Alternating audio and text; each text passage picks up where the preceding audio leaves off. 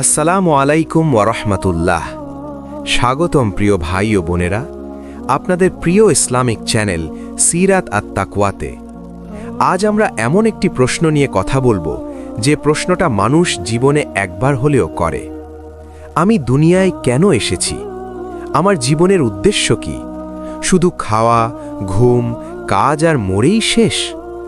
যদি এই প্রশ্নগুলোর উত্তর আপনি না জানেন, তাহলে যত সফলই হন না কেন, ভেতরে এক ধরনের শূন্যতা থেকেই যাবে। মানুষ সবকিছু পেয়েও কেন শান্তি পায় না? আজ মানুষ টাকা পায়, ক্যারিয়ার পায়, সম্পর্ক পায়, সম্মান পায়, তবুও বলে ভেতরে শান্তি নেই। কারণ মানুষ জানে না সে কেন এসেছে, কোথায় যাচ্ছে, কিসের জন্য বেঁচে আছে।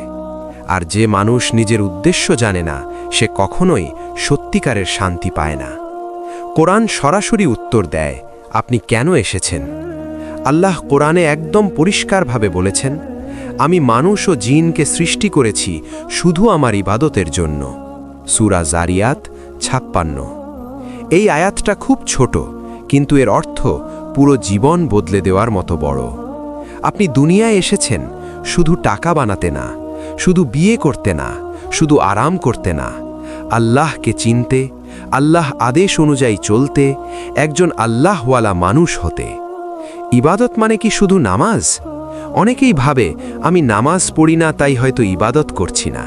কিন্তু ইবাদত মানে শুধু নামাজ না।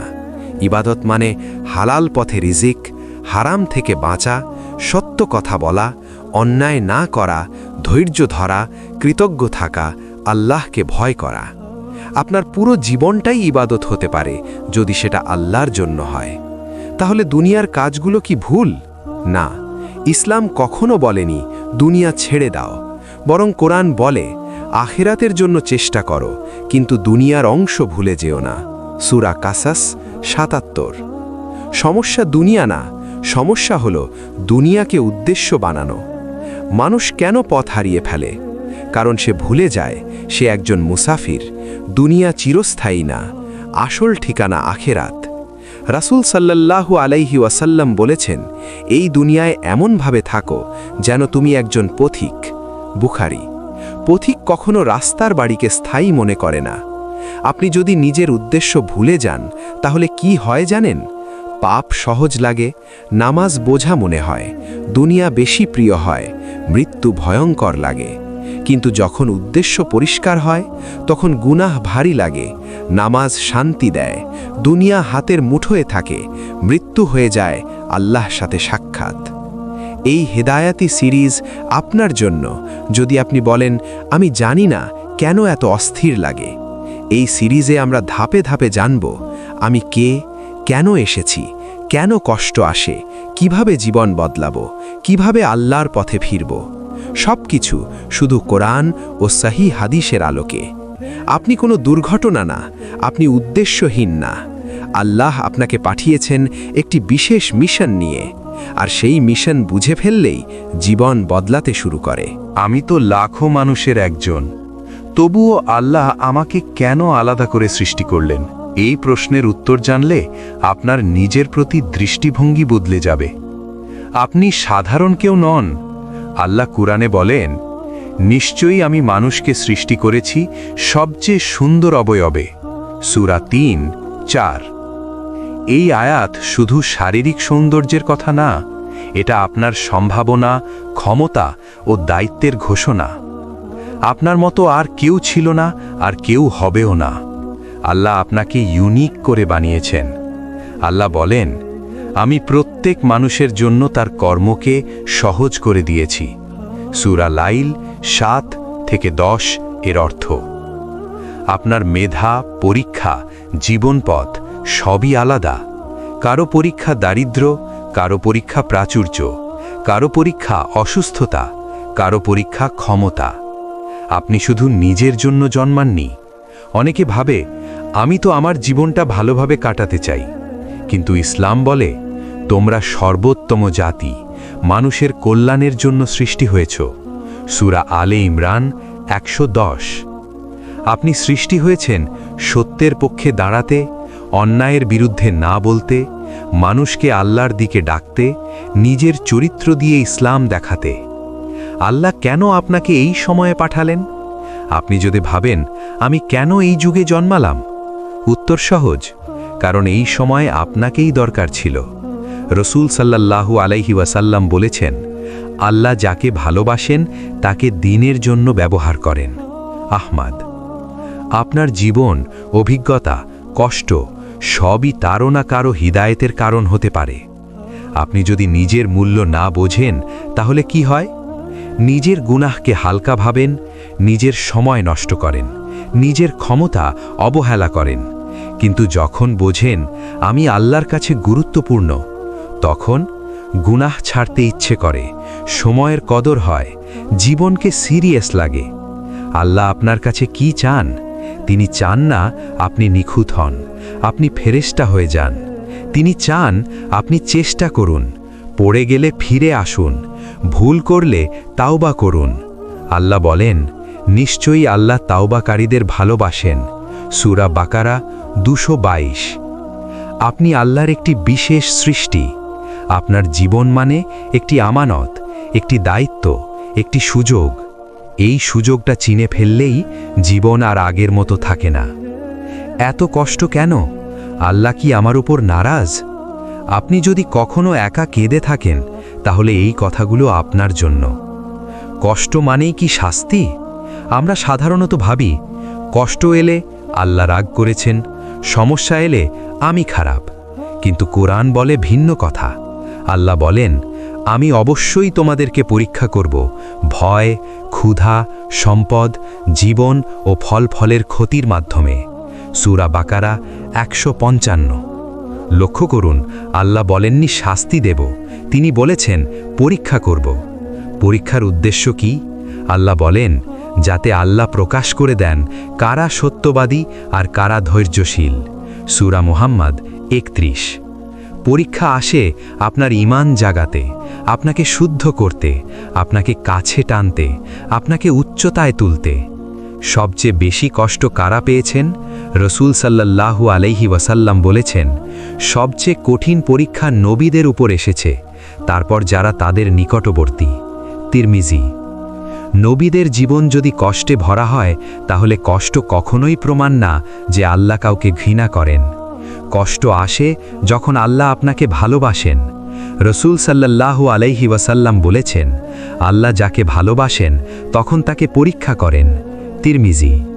কারণ আল্লাহ চান না আপনি দুনিয়াতে আটকে পড়ুন, তিনি চান আপনি জান্নাতের জন্য তৈরি হন। কষ্ট আমাদের কি শেখায়? কষ্ট না এলে দোয়া আসত না, সিজদা গভীর হতো না, অহংকার ভাঙত না, আল্লাহকে মনে পড়ত না। কুরআন বলে, মানুষ বিপদে পড়লে আমাকে ডাকে। সূরা ইউনুস 12। কষ্ট অনেক সময় আল্লাহর ডাকা চিঠি। কষ্টে পড়লে কি করবেন? আল্লাহ বলেন, হে মুমিনগণ, ধৈর্য ও সালাতের মাধ্যমে সাহায্য চাও। সূরা বাকারা 153। 3টি কাজ করবেন: অভিযোগ কমাবেন, দোয়া বাড়াবেন, গুনাহ ছাড়ার চেষ্টা করবেন। আপনার কষ্ট বৃথা নয়। আপনি যা সহ্য করছেন আল্লাহ সেটাকে অর্থবহ বানাচ্ছেন। কষ্ট মানে শেষ না, কষ্ট মানে পরিবর্তনের শুরু। আমি এত দোয়া করছি, তবুও কিছু হচ্ছে না। আল্লাহ কি আমাকে শুনছেন না? আজ এই প্রশ্নের উত্তর কোরআন থেকেই খুঁজব। আল্লাহ কি কখনো বান্দাকে ভুলে যান? আল্লাহ বলেন, তোমার রব তোমাকে পরিত্যাগ করেননি, তিনি তোমার প্রতি নারাজও হননি। সূরা দুহা 3। এই আয়াত নাজিল হয়েছিল রসূল সাল্লাল্লাহু আলাইহি ওয়াসাল্লামের জীবনের সবচেয়ে কঠিন সময়। মানে নীরবতা মানেই অনুপস্থিতি না, দোয়ার দেরি মানে প্রত্যাখ্যান না। রসূল সাল্লাল্লাহু আলাইহি ওয়াসাল্লাম বলেছেন, বান্দার দোয়া কবুল হয় যতক্ষণ না সে তাড়াহুড়ো করে বলে, আমি দোয়া করেছি কিন্তু কবুল হয়নি। বুখারী ও মুসলিম। আল্লাহর 3 ভাবে দোয়া কবুল করেন: সাথে সাথে, দেরিতে, ভালোর জন্য, আখিরাতে জমা রেখে। আল্লাহ নীরব থাকেন কেন?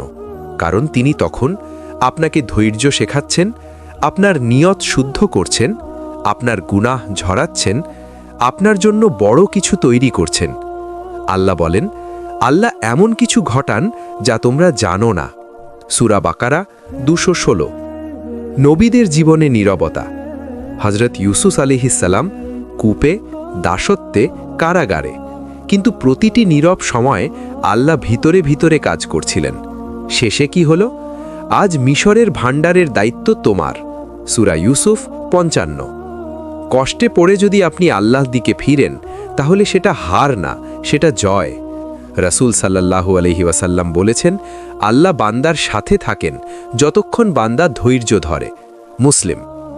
আপনি যে নীরবতা দেখছেন, ওটা শূন্যতা না, ওটা হলো আল্লাহর প্রস্তুতির সময়। আপনি এখনো পথেই আছেন। সবাই তো মানুষ, তবুও কেউ আল্লাহর পথে আসে আর কেউ আসে না, কেন? আজ এই প্রশ্নের উত্তর আমরা কোরআনের আলোতেই খুঁজব। হিদায়েত কি শুধু আল্লাহ দেন? হ্যাঁ, কিন্তু একটি গুরুত্বপূর্ণ শর্তের সাথে। আল্লাহ বলেন, নিশ্চয়ই আল্লাহ যাকে চান তাকে হিদায়েত দেন। সূরা কাসাস 56। কিন্তু একই কোরআনে আবার বলেন, যে আমার দিকে 1 কদম এগিয়ে আসে, আমি তার দিকে 10 কদম এগিয়ে যাই। সূরা বাকারা 286। ভাবার্থ। অর্থাৎ হিদায়েত শুরু হয় ইচ্ছা দিয়ে। কেন সবাই হিদায়েত পায় না? কারণ কেউ কেউ সত্য বুঝেও অহংকার করে, পাপকে ভালোবাসে, দুনিয়াকে আখিরাতের উপর প্রাধান্য দেয়, পরিবর্তনের কষ্ট নিতে চায় না। আল্লাহ বলেন, তারা অন্ধ নয় চোখে, বরং অন্ধ হৃদয়ে।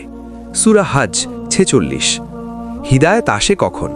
যখন মানুষ নিজের ভুল স্বীকার করে, যখন হৃদয় নরম হয়, যখন দোয়া সত্যিকারের হয়, যখন বান্দা বলে, হে আল্লাহ, আমি জানি না, আপনি জানেন।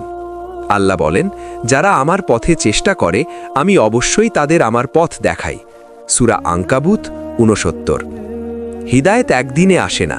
হিদায়েত কোনো সুইচ না যেটা চাপ দিলেই জ্বলে যাবে। এটা ধীরে ধীরে, পরীক্ষার মধ্য দিয়ে, তাওবার কান্না পেরিয়ে, সাবার আর দোয়ার সাথে আসে। সবচেয়ে ভয়ঙ্কর জিনিস কি? হিদায়েত না পাওয়া না, বরং হিদায়েত হারিয়ে ফেলা। রাসূল সাল্লাল্লাহু আলাইহি ওয়াসাল্লাম প্রায়ই দোয়া করতেন, হে অন্তরের পরিবর্তনকারী, আমার হৃদয়কে আপনার দ্বীনের ওপর স্থির রাখুন। তিরমিজি। আপনি যদি এই ভিডিওটি দেখছেন, তাহলে বুঝবেন আল্লাহ এখনও আপনাকে ডাকছেন। হিদায়েত মানে নিখুঁত হওয়া না, হিদায়েত মানে ফিরে আসা। আমি চাই বদলাতে, কিন্তু পারি না। শুরু করি, আবার আগের জায়গায় ফিরে যাই। আজ আমরা জানব এই ব্যর্থতার পিছনের আসল কারণ কি। বদলাতে না পারার প্রথম কারণ নিজের দুর্বলতা অস্বীকার করা। অনেকে বলে, আমি ঠিকই আছি, কিন্তু কুরআন বলে মানুষকে দুর্বল করেই সৃষ্টি করা হয়েছে। সূরা নিসা 28। যতক্ষণ আপনি নিজেকে শক্ত ভাববেন, আল্লাহর সাহায্য আপনার প্রয়োজন হবে না। আর যেখানে প্রয়োজন নেই, সেখানে সাহায্যও আসে না। ভুল জায়গা থেকে শক্তি খোঁজা। অনেকেই ভাবে মোটিভেশন ভিডিও দেখলেই বদল আসবে, কিছু বই পড়লেই জীবন পাল্টে যাবে। কিন্তু শক্তি আসে এখান থেকে। সাহায্য চাও ধৈর্য ও সালাতের মাধ্যমে। সূরা বাকারা 45। নামাজ ছাড়া পরিবর্তন চাওয়া মরুভূমিতে পানি খোঁজার মতো। পাপকে ছোট মনে করা। ছোট পাপ আসলে ছোট না। রাসূল সাল্লাল্লাহু আলাইহি ওয়াসাল্লাম বলেছেন, ছোট গুনাহ থেকে বাঁচো, কারণ এগুলো একত্র হলে মানুষকে ধ্বংস করে। আহম্মদ। যে পাপ ছাড়তে চাইছো না, সেটাই তোমাকে আটকে রাখছে। তাড়াহুড়ো করে ফল চাওয়া। আমরা চাই আজ দোয়া করব, কালই জীবন বদলে যাবে। কিন্তু আল্লাহ বলেন, নিশ্চয়ই আল্লাহ ধৈর্যশীলদের সাথে আছেন।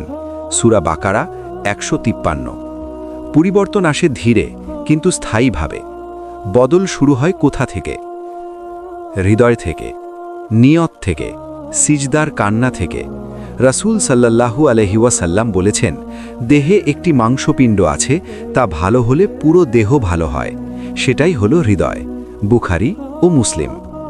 আপনি খারাপ না, আপনি শুধু ক্লান্ত। আর ক্লান্ত মানুষকে দরকার আল্লাহর দিকে ফিরে যাওয়া। আমি তো আল্লাহর পথে আসছি, তাও কষ্ট কমছে না কেন, বরং আগের চেয়ে বেশি কেন লাগছে? আজ এই প্রশ্নের উত্তর কুরআনের আলোতেই খুঁজব। ভালো পথে আসলেই পরীক্ষা বাড়ে।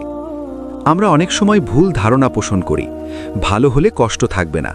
কিন্তু আল্লাহ বলেন, মানুষ কি মনে করে তারা বলল আমরা ঈমান এনেছি আর তাদের পরীক্ষা করা হবে না? সূরা আনকাবুত 2। ঈমানের দাবির সাথে সাথে আসে প্রমাণের সময়। পরীক্ষা মানে শাস্তি নয়, তৈরি হওয়ার প্রক্রিয়া। আল্লাহ কাউকে ভাঙার জন্য পরীক্ষা দেন না, বরং গড়ার জন্য দেন। আল্লাহ কাউকেও তার সাধ্যের বাইরে কষ্ট দেন না। সূরা বাকারা 286। আপনি যতটুকু নিতে পারবেন ঠিক ততটুকুই দেওয়া হয়। কেন নিয়ত ঠিক থাকার পরও কষ্ট বাড়ে? কারণ আগের গুনাহ পরিষ্কার হচ্ছে, আপনার স্তর উন্নত করা হচ্ছে, আপনাকে দোয়ার মানুষ বানানো হচ্ছে। রাসূল সাল্লাল্লাহু আলাইহি ওয়াসাল্লাম বলেছেন, যাকে আল্লাহ ভালোবাসেন তিনি তাকে পরীক্ষায় ফেলেন। তিরমিজি। পরীক্ষা কখন বিপদ হয়ে যায়? যখন ধৈর্য ভেঙে যায়, নামাজ ছাড়তে শুরু করি, অভিযোগ করি, দোয়া নয়। কুরআন বলে, যদি তোমরা ধৈর্য ধারণ করো এবং তাকওয়া অবলম্বন করো তবে শত্রুর কৌশল তোমাদের ক্ষতি করতে পারবে না। সূরা আলে ইমরান 120। পরীক্ষার ভেতরের গোপন রহমত। আপনি লক্ষ্য করেছেন, পরীক্ষার সময় কান্না আসে, সিজদা লম্বা হয়, দুনিয়া ছোট লাগে। এটাই আসল সফলতা, আল্লাহর কাছে ফিরে যাওয়া। যদি আজ কষ্টে থাকেন তবে জেনে রাখুন, আল্লাহ আপনাকে ছেড়ে যাননি, তিনি আপনাকে তৈরি করছেন। চারদিকে চেষ্টা করেছি, কিন্তু কোথাও রাস্তা নেই, সব দরজা যেন বন্ধ। আজ এই কথার ভেতরের সত্যটাই জানব। মানুষের দরজা বন্ধ হয়, আল্লাহর দরজা নয়। মানুষের ওপর ভরসা করলে একসময় দরজা বন্ধ হবেই, কিন্তু আল্লাহ বলেন, তোমরা আমার কাছে দোয়া করো, আমি সাড়া দেব। সূরা গাফির 60। মানুষ না বললে শেষ, কিন্তু আল্লাহর কাছে না নেই। সবচেয়ে বড় খোলা দরজা সিজদার দরজা। যখন কারো সাথে কথা বলার শক্তি নেই, কাউকে নিজের কষ্ট বোঝাতে পারছেন না, তখনও একটি দরজা খোলা, সিজদা। রাসূল সাল্লাল্লাহু আলাইহি ওয়াসাল্লাম বলেছেন, বান্দা তার রবের সবচেয়ে কাছাকাছি থাকে সিজদার অবস্থায়। মুসলিম। কেন আল্লাহ সব দরজা বন্ধ করেন? কারণ আপনি ভুল দরজায় কড়া নাড়ছিলেন, আপনি মানুষের দিকে বেশি ঝুঁকে পড়েছিলেন। আল্লাহ চান আপনি শুধু তার দিকেই ফিরে আসুন। যে ব্যক্তি আল্লাহর উপর ভরসা করে, আল্লাহ তার জন্য যথেষ্ট। সূরা তালাক 3। দোয়া শেষ অস্ত্র নয়, প্রথম শক্তি। অনেকে ভাবে সব শেষ হলে দোয়া করব, কিন্তু রাসূল সাল্লাল্লাহু আলাইহি ওয়াসাল্লাম বলেছেন, দোয়া হলো ইবাদতের মগজ। তিরমিজি। দোয়া মানে আল্লাহর সাথে সরাসরি কথা। যে দোয়া কখনো ফেরত যায় না। কান্না ভেজা দোয়া, গভীর রাতে করা দোয়া, নিরাশ হৃদয়ের দোয়া। আর আমার বান্দারা যখন তোমার কাছে আমার সম্পর্কে জিজ্ঞেস করে, আমি তো নিকটেই। সূরা বাকারা 186। যদি আজ মনে হয় সব শেষ, তবে মনে রাখুন, যতক্ষণ সিজদা আছে ততক্ষণ আশা শেষ হয়নি। এত দোয়া করি, তবুও কিছু বদলায় না কেন? আল্লাহ কি শুনছেন না? আজ এই ভুল ধারণার পর্দা সরাবো। আল্লাহ কখনো দোয়া উপেক্ষা করেন না। আল্লাহ স্পষ্ট বলেছেন, তোমরা আমাকে ডাকো, আমি তোমাদের ডাকে সাড়া দেব। সূরা গাফির 60। সমস্যা আল্লাহর সাড়ায় নয়, সমস্যা আমাদের বোঝার সীমাবদ্ধতায়। দোয়া কবুলের 3টি রূপ। রাসূল সাল্লাল্লাহু আলাইহি ওয়াসাল্লাম বলেছেন, কোনো মুসলিম দোয়া করলে আল্লাহ তাকে 3টির একটি দেন, সাথে সাথে যা চেয়েছে তা দেন, আখিরাতের জন্য জমা রাখেন, সমপরিমাণ বিপদ দূরে সরিয়ে দেন। আহমদ। আমরা শুধু প্রথমটিই খুঁজি, বাকি দুটো চোখে পড়ে না। কখন দোয়ার ফল দেরিতে আসে? যখন সময় এখনো ঠিক হয়নি, আপনি প্রস্তুত নন। এর ভেতর দিয়ে বড় শিক্ষা আছে। তোমরা কোনো কিছুকে অপছন্দ করো, অথচ সেটাই তোমাদের জন্য কল্যাণকর। সূরা বাকারা 216। দোয়া কবুলে বাধা সৃষ্টি করে যা হারাম রিজিক, নামাজে অবহেলা, গুনহা আঁকড়ে ধরা, অধৈর্য হয়ে বলা দোয়া কবুল হয় না। রাসূল সাল্লাল্লাহু আলাইহি ওয়াসাল্লাম বলেছেন, বান্দা তাড়াহুড়ো করে বলে, আমি দোয়া করেছি কিন্তু কবুল হয়নি, তাই তার দোয়া কবুল হয় না। বুখারী। দোয়া করার সঠিক মনোভাব, পূর্ণ বিশ্বাস নিয়ে, বিনয়ের সাথে, ধৈর্য ধরে, আল্লাহর সিদ্ধান্তে সন্তুষ্ট থেকে। আর তোমার রব বললেন, আমাকে ডাকো বিনয় ও গোপনে। সূরা আরাফ 55। যদি আজ দোয়ার ফল না দেখেন, তাহলে বুঝুন আল্লাহ না বলেননি, তিনি অপেক্ষা করো বলেছেন। আমি কি এতটাই খারাপ যে আল্লাহ আমাকে ছেড়ে দিয়েছেন, নাকি তিনি আমাকে শাস্তি দিচ্ছেন? আজ এই প্রশ্নের উত্তর আল্লাহ নিজেই দিয়েছেন। ভালোবাসা আর শাস্তির পার্থক্য কি? শাস্তি মানুষকে আল্লাহ থেকে দূরে নেয়, আর পরীক্ষা মানুষকে আল্লাহর কাছে টেনে আনে। এখন নিজেকে প্রশ্ন করুন, কষ্টে পড়ে কি আপনি বেশি নামাজ পড়ছেন, বেশি দোয়া করছেন, গুনাহ ছেড়ে দেওয়ার চেষ্টা করছেন? তাহলে এটা শাস্তি নয়, এটা ভালোবাসার আলামত। আল্লাহ যাকে ভালোবাসেন তার সাথে কি করেন? রাসূল সাল্লাল্লাহু আলাইহি ওয়াসাল্লাম বলেছেন, আল্লাহ যাকে ভালোবাসেন তাকে পরীক্ষায় ফেলেন। তিরমিজি। আর কুরআন বলে, নিশ্চয়ই কষ্টের সাথে রয়েছে স্বস্তি। সূরা ইনশিরাহ 5-6। শাস্তির পর স্বস্তি আসে না, কিন্তু পরীক্ষার পর আসে। শাস্তির লক্ষণ কি? শাস্তির কিছু স্পষ্ট আলামত: গুনহায় শান্তি লাগা, নামাজে অনীহা, দোয়ার প্রতি উদাসীনতা, হারাম সহজ মনে হওয়া। অতঃপর তারা যা স্মরণ করানো হয়েছিল তা ভুলে গেলে আমি তাদের জন্য সব কিছুর দরজা খুলে দিলাম। সূরা আনাম 44। বাহ্যিক স্বাচ্ছন্দ্যই কখনো কখনো বড় শাস্তি। কষ্টের ভেতর আল্লাহর গোপন কথা। কষ্ট আল্লাহর ভাষা, যার মাধ্যমে তিনি বলেন, ফিরে এসো, আমি তোমাকে হারাতে চাই না। আল্লাহ বান্দার প্রতি দয়ালু। সূরা বাকারা 207। আপনি যদি এখনও আল্লাহকে ডাকেন, তাহলে নিশ্চিত জানুন তিনি আপনাকে ছেড়ে দেননি, কারণ মৃত হৃদয় আর দোয়া করে না। যদি আজ কষ্টে থেকেও আল্লাহকে খুঁজে ফেরেন, তাহলে এটা শাস্তি নয়, এটা আল্লাহর ভালোবাসার ডাক। আমি সব চেষ্টা করছি, কিন্তু কেন শান্তি পাচ্ছি না? কেন সব কষ্ট এত ভারী মনে হয়? এর উত্তর আমাদের আখিরাতের সাথে সম্পর্কিত। দুনিয়ার শান্তি আখিরাতের সাথে সংযুক্ত।